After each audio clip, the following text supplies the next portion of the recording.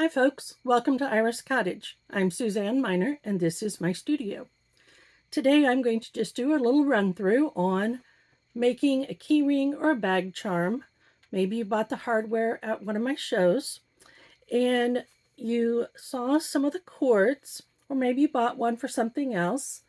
And when I use cords, I almost always have some leftover pieces. So I think the bag charms and key rings are a really cool way of using up those extras. So I decided to put together one as kind of a souvenir look with an airplane, a globe, and a little mandala charm that one of my friends gave to me. And I'm going to use both pieces. If you want to just decorate the hook, go for it. If you just want to decorate the split ring, go for it, or do both because, after all, more is more fun.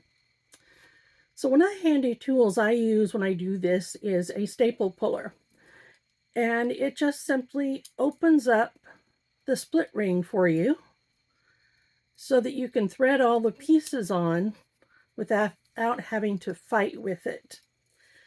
So I'm going to put my globe first, and then I'm going to put that charm, and then I'm going to do this airplane. Now, I always have a bunch of jump rings on hand because I make jewelry, but jump rings will let you attach a lot of different things to your key ring or bag charm or what have you, and just makes them easier to put together. Okay, so let's get this little guy back on here.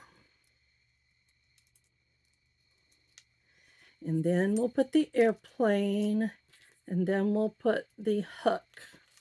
And now I let go of the staple puller, and everything just slides right on in. Okay? Kind of fun, right? Let's give it one more touch. I think I'm going to go with this one. I think it kind of fits the theme. And you can see it has some extra knots on it. This was from a necklace that I made, and this was what was left over. So I'm going to cut that end off. Cut those extra knots. We don't need those. And then you can put this on your key ring at just about any spot. You can do just a simple overhand knot. You can split it and then feed this end through, or you can do a lark's head knot, which is kind of a square knot.